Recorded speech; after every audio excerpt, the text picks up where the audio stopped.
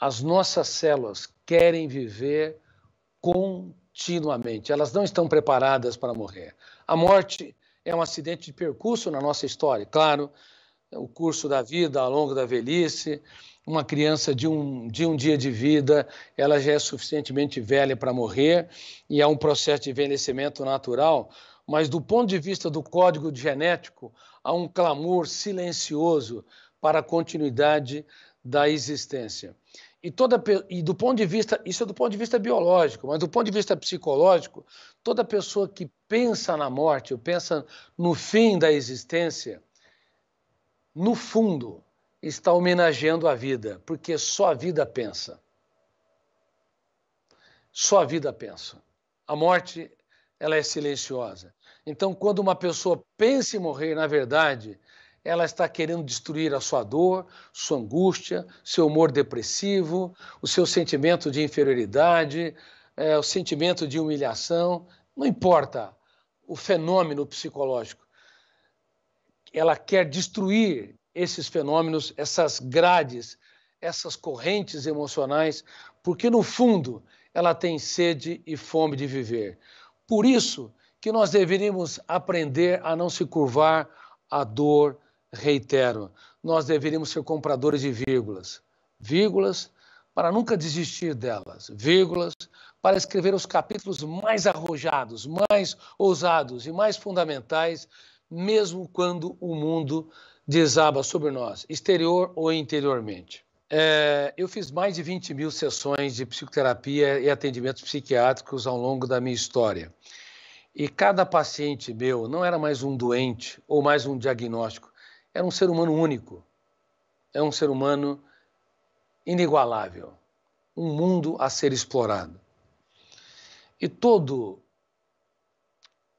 psicoterapeuta, todo psiquiatra, todo agente que preserva a vida, como vocês do Corpo de Bombeiros ou os mais diversos setores onde a Polícia Militar atua, todo médico, na verdade, é um garimpeiro.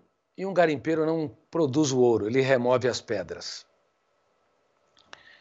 E a técnica chamada duvidar, criticar e determinar é uma técnica que remove as pedras e extrai o ouro de cada ser humano. A arte da dúvida é o princípio da sabedoria na filosofia. Ninguém brilhou como cientista, como produtor de conhecimento, se não aprendeu a duvidar das suas verdades, do seu sentimento de incapacidade, das suas limitações e duvidar das verdades vigentes também. Então, a arte da dúvida, ela liberta o nosso imaginário e nos leva a pensar em outras possibilidades. A arte da crítica é o princípio da sabedoria na psicologia. Reitero, a dúvida na filosofia para a produção de novas ideias, para abrir o leque da nossa mente, para criar, se reinventar e pensar em outras possibilidades. A crítica é o princípio da sabedoria na psicologia. O nosso eu, que representa a capacidade de escolha, a autodeterminação, a autonomia e a consciência crítica, deve impugnar pensamentos perturbadores.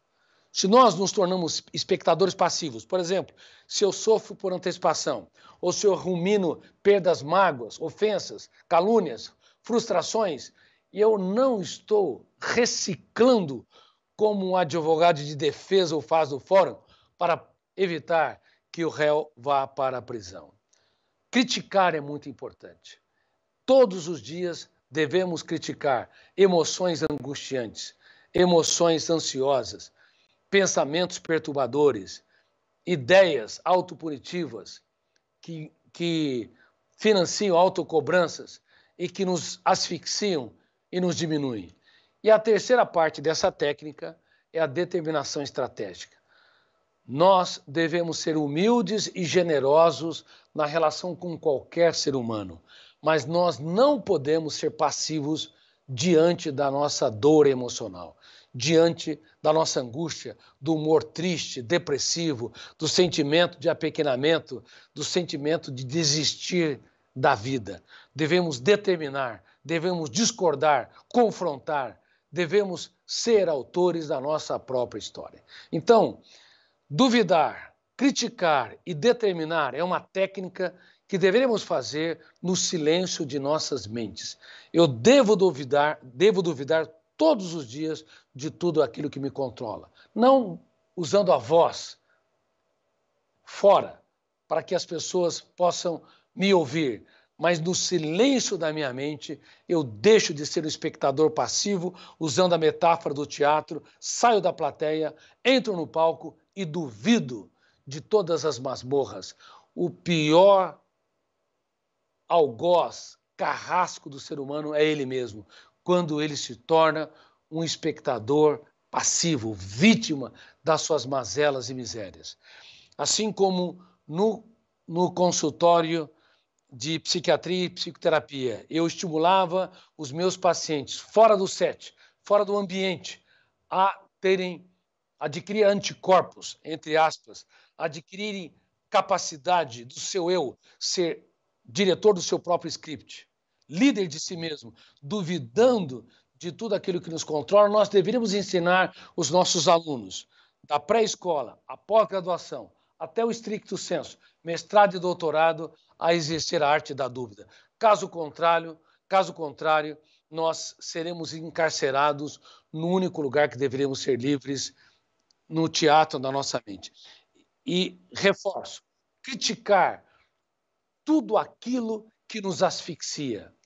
Não apenas uma pessoa, quando está se afogando, está tendo dificuldade de respirar, de incorporar oxigênio. Há muitas pessoas que não estão mergulhados em piscinas e nos oceanos, mas estão se afogando mental e emocionalmente, porque são escravos vivendo em sociedades livres. Não consegue gritar no silêncio da sua mente, como o advogado de defesa o faz no fórum. E em todos os meus treinamentos que eu dei para magistrados, para a Polícia Federal, para líderes do STJ, enfim, na área e também na Polícia Militar, eu dizia que a mente humana é como um fórum. Nós temos que ter um eu que não se curva às nossas mazelas e misérias. Duvidar, criticar e determinar, gerir a nossa emoção com a nossa própria habilidade, com a nossa própria cultura. Não precisa nem ser com grande eloquência intelectual, mas tem de ter força, tem de ter convicção, tem de haver autoridade. Quando nós assim o fazemos no silêncio de nossas mentes, pode ter certeza, mesmo uma pessoa que está numa situação de vulnerabilidade, pensando em suicídio, ele consegue dirigir, ou ela consegue dirigir seu script e transformar o caos em oportunidade, perdas e ganhos e crises em crescimento socioemocional.